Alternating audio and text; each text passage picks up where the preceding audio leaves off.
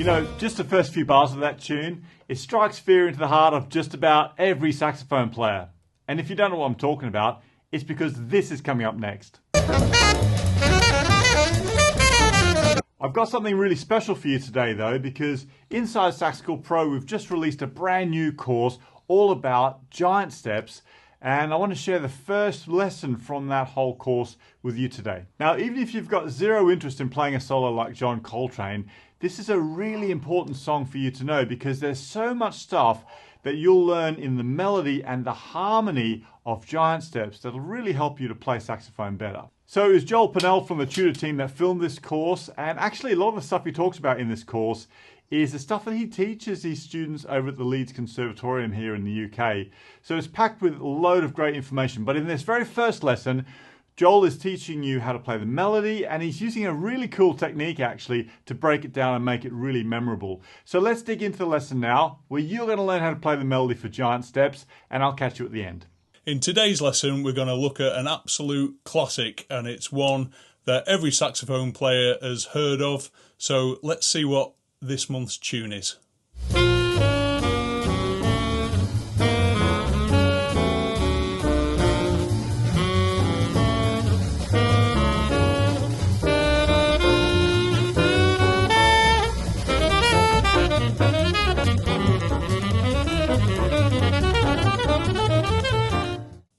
So, of course, that was John Coltrane's Giant Steps, a really familiar tune in the jazz canon, and renownedly one of the most difficult. Now, don't worry about it, we're going to break it down. It is nowhere near as difficult as it's made out to be.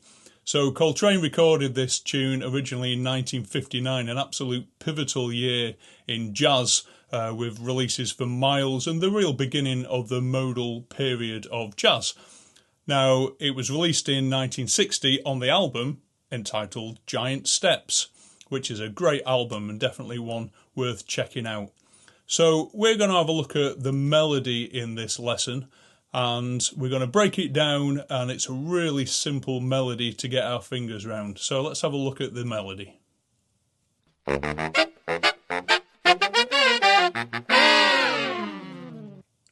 So before we get into it, don't be worried about giant steps. It's one of those tunes that everyone talks about like it's almost impossible, a godlike tune if you're able to play it, but it's just not the case. Actually, it's really simple. The melody's really easy to learn. It's not got any complicated rhythms in it or complicated notes, and in fact it's made up of just 3 shapes, 2 of which are played in 2 keys. So that's all we need to learn for the tune. And also when it comes to the improvisation, which we'll look at in further lessons, actually all you need to play is 3 major scales. And also if you're familiar from a harmony point of view, just with 3, 2, 5, 1s, that's all that's in giant steps. So actually less material and less scales than in many other standards that we've already looked at and that come up every day and are considered to be easier standards. Now, the reason I think that Giant Steps is considered to be a difficult tune is simply because it's generally played so fast. Now, one thing I would say with that is any tune that you play at 290 beats per minute is going to be difficult. However, we don't have to play giant steps at 290 beats per minute like John Coltrane did. We can play it slower, and there's nothing wrong with that. At the end of the day, this is jazz. It's a very personal endeavour, and if we want to play a tune slower than the original recorder or fasting than the original recording, or we can change the style. I might want to play it as a Latin, and in fact I do sometimes play giant steps as a medium tempo Latin. It sounds great. I think one of the things as well is if you do try and replicate the original, with a tune like this, it's so well known and the solo is so well known that you're always fighting a losing battle basically, because it'll always be in the listener's mind that Coltrane solo. And whether you do a better solo than Coltrane, and good luck to us all with that, or you do a totally different one, it's just in their mind. So actually by changing the arrangement, then you can escape that trap, if you like, and the listener will hear it in a new way. And that's always a really good thing to do with repertoire. It's totally up to us. So even though you may see tempo markings on certain pieces of music, you don't have to play them at that tempo. It's purely a suggestion. In the same way as we often interpret melodies and we interpret harmony in our own way, because we're jazz improvisers, it's a very personal pursuit, and that's absolutely fine to do. So let's get into the melody. So like I said, there's only 3 shapes we need to learn this entire melody. It's a 16-bar melody. So 2 of the shapes we're going to have to learn in 2 keys, and 1 shape we only need to learn in 1 key. Put them all together in a very specific way and we've got the entire 16-bar tune that is giant steps. So let's have a look at the first shape. So basically the first shape is a major 7 shape and it's descending. So it comes down 7, major 7, 5, 3, 1, and then it goes up to the flat 3, the minor third. So in the key of C, that would be, for example, B, G, E, C, E flat. Simple as that. Now, the first shape we need to learn in the tenor key will be an A major 7 shape going to the minor third, and on alto it's going to be an E major shape going to the minor third. So on tenor, that's going to be G sharp, E, C sharp, A, and up to the C, the minor third. And on alto, that's going to be D sharp, B, G sharp, E, and up to G, natural, the minor third. So let's try that right now. 1, 2, 3, 4.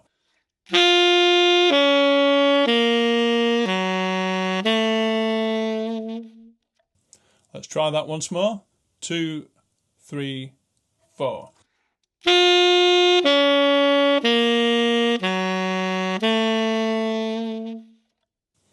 Okay, pretty simple shape. So let's do it in the other key we're going to need it to be able to do it in. So for tenor players, this is going to be an F major 7 shape. And for alto players, this is going to be a C major 7 shape. Both, once again, going up to that minor third. So on tenor, that's going to be E, C, A, F, and up to the A flat, that minor third.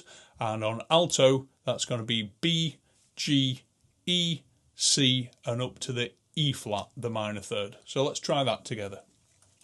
1, 2, 3, 4.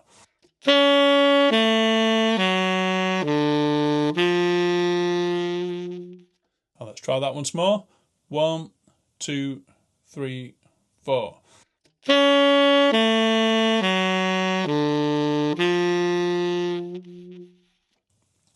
Okay, so we've done quite a big lump of the tune there.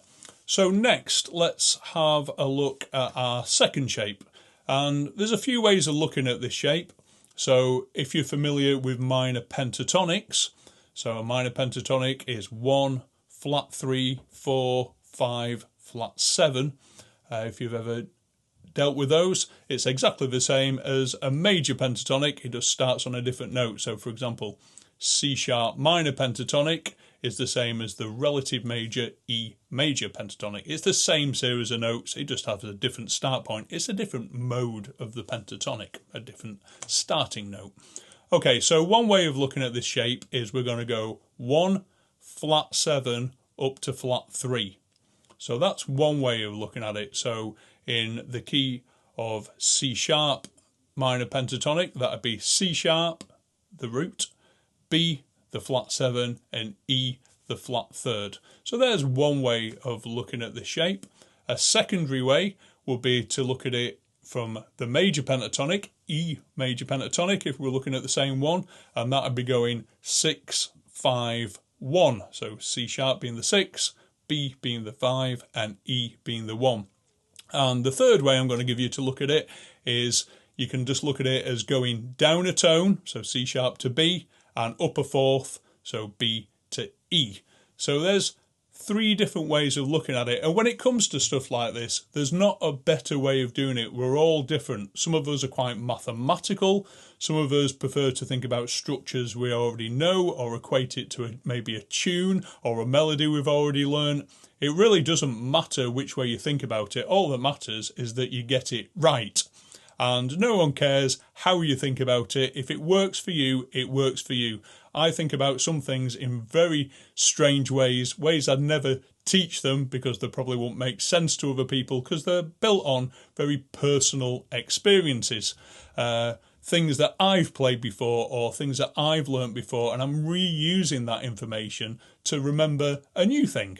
And that's completely valid. So it's worth trying out several methods when you're trying to memorise something, and you'll find that one of them just jumps to mind quicker than the others, and that's the one for you. And you can use that information and try and reuse that method when you come to learning something new. It's a really useful way of working. Okay, so let's have a look at this second shape. So however we're going to think about it, I'm going to talk about it as a minor pentatonic today. So the first one is going to start and be based on C sharp minor pentatonic, which is going to be G sharp minor pentatonic for alto players. And on tenor, this is going to go C sharp, B, E. And for alto players, this is going to go G sharp, F sharp, B. So let's try those 3 notes. So 1, 2, 3, 4. Let's try it again. 2, 3, 4.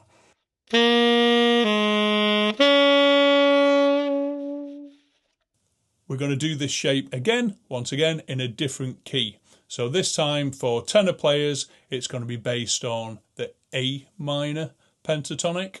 And for alto players, it's going to be the E minor pentatonic. So the notes for tenor would be A, G, C. And the notes for alto would be E, D, G. So let's try that. 2, 3, 4.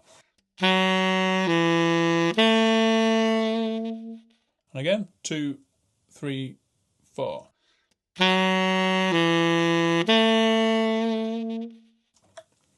Okay, so we've got one more shape to learn. And this is based on the F triad. So just the basic 3 notes of an F triad for tenor and a C triad for alto. So we're going to play it in a slightly weird way. We're almost going to merge together both a major and a minor triad. So the first 2 notes are going to be from the minor triad. So on tenor, that's going to be F and A flat. And on alto, that's going to be C and E flat. And then the second part of it is going to be based on the second 2 notes of the major triad. So for tenor, F major triad, it's going to be A and C. And for alto, that's going to be E and G. And then we're going to come back down to the minor third of the minor triad. So for alto, that would be E flat, and for tenor, that would be A flat. So the whole thing on tenor would be F, the root, A flat, that flat third from the minor triad, then A, the major third from that triad, then C, the 5th from both triads, and then back down to the minor third, A flat. So F, A flat, A, C, A flat. And for alto players, same thing, except you're doing it in C, so you'd have C, E flat, E, G, back down to that minor third, E flat. Okay, so F, A flat, A, C, A flat for tenor, and C, E flat, E, G, E flat for altos. So let's try that. 2, 3, 4.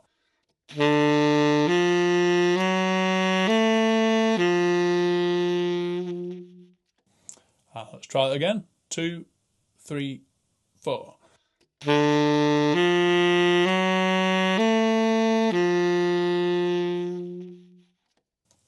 Okay, so now we've actually learned all the parts of this melody. Now we just need to work out how to fit them all together. So it starts off with the first descending major 7 shape we looked at. That was A major 7 shape for tenor and an E major 7 shape for alto going up to that minor third. Okay, so we'll start off with that. So here we go, 2, 3, 4.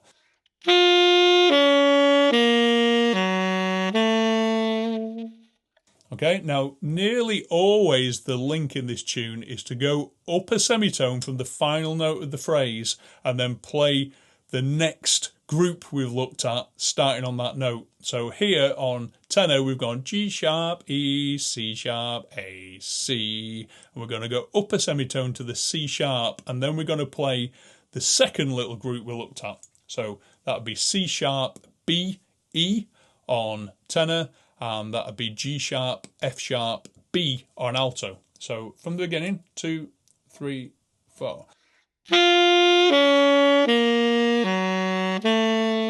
Upper semitone. And what you'll notice when you get to the end of that little second grouping we've looked at, you're on the first note of the next descending major 7 shape, which for tenor players was an F major 7 shape going up to the minor third at the end, and for alto players was a C major 7 shape going up to the minor third at the end, E flat again.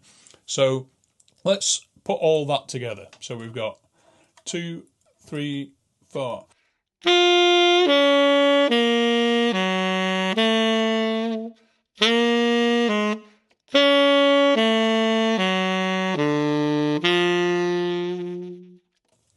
Okay, and at this point, once again, we go up a semitone. So I've landed on the note A flat there on tenor, or E flat on alto. We're going to go up a semitone to the note E, which is the beginning of one of our second groupings again, and we're going to play that grouping. So for tenor, this is A, G, C, and for alto, this is E, D, G. So let's see where we're up to there. So 2, 3, 4.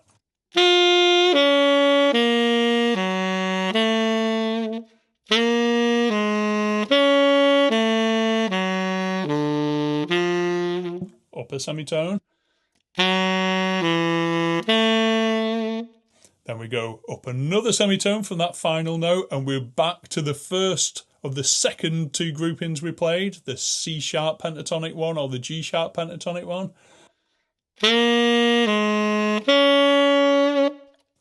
And then we go up another semitone, and you'll find that you've landed on the root of the third group we looked at. And this is played with a slightly different rhythm, so the first note's played twice each time. So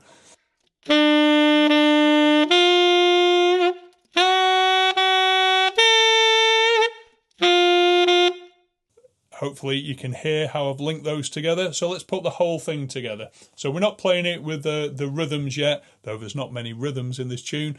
We're just playing it just as a series of notes and just think of it like Lego. I like to think of all music like Lego. It's a load of different Lego bricks. So let's say you bought a Lego boat, and you built the boat and you've got bored of it and you've took all the Lego to bits, and now you've got lots of different building blocks. There's still those same building blocks, except now we can put them together in different orders. And actually, that's the difficult thing. You can think about this from the point of view of technique. For example, if you've played every interval in your scales, you've played every fundamental Lego brick of music. And then all music is just putting those Lego bricks back together in a different way, building something new. I'll build a house out of a Lego that was originally a boat, for example. And so you can really break things down to this almost atomic level, if you like. So these Lego bricks of music, so whether they're technical or musical, you'll find the same things cropping up again and again, but then they're put together in a different order. And actually, that's the difficult bit to remember. And that's why little bullet points like remembering to go up a semitone can be really useful. I do that, I go up a semitone, I do that block. I go up a semitone, I do that block, for example. And if you think about, here's a weird analogy for you. So if you think about one of those old game shows where at the end they used to have the conveyor belt came out with all the different prizes on there. All those prizes were familiar Lego blocks. It was a washing machine or a cabbage or, a dishwasher or whatever it was. You recognise the individual blocks, but the challenge of the game was to remember the order of them. And that's a little bit more difficult. And we need bullet points. We need some kind of story to connect them. And in the case of Giant Steps, it's nearly always go up a semitone and play the next Lego brick. So let's put all that together. So we've got the major 7 shape going up to that minor third. Then we go up a semitone and we play the first of the second groups. That lands us on the first note of our second major 7 downwards group. We go down that and up to the minor third. Then we go up a semitone and we play the second of the second group. Then we go up a semitone and we play the first of the second group.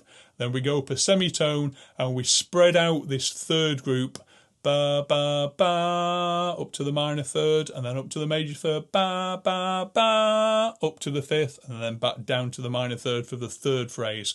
So let's put all those notes together. So 2, 3, 4.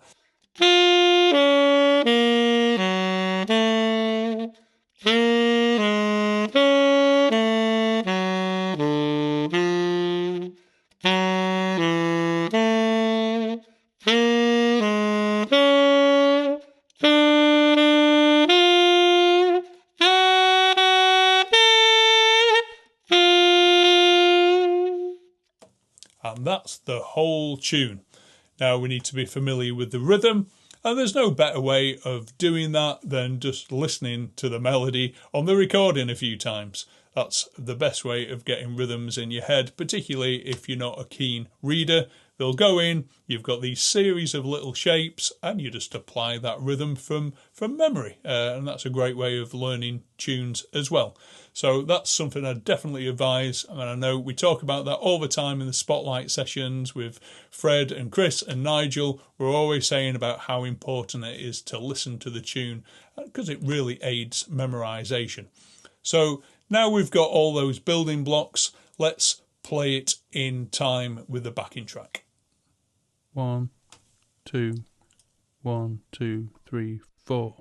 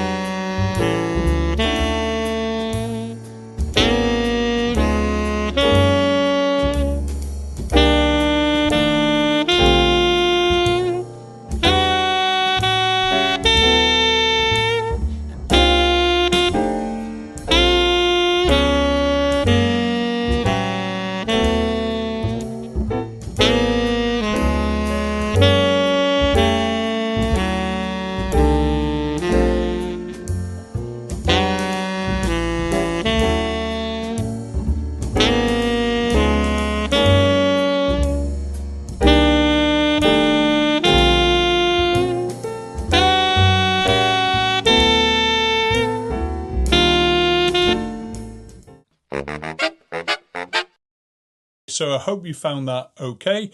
It's a really simple tune, there's barely any rhythms in there, and as always there's room for interpretation even of those rhythms in the way that you want to play it.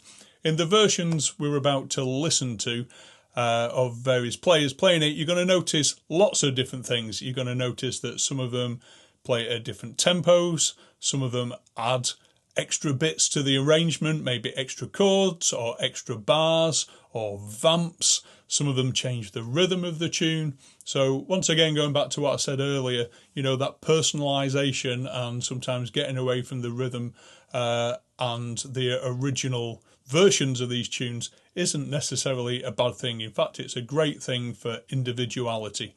And at the end of the day, remember, this is improvisation, including the melody to some degree, and we can do whatever we like with it. That's the whole point in jazz. It's our interpretation of repertoire.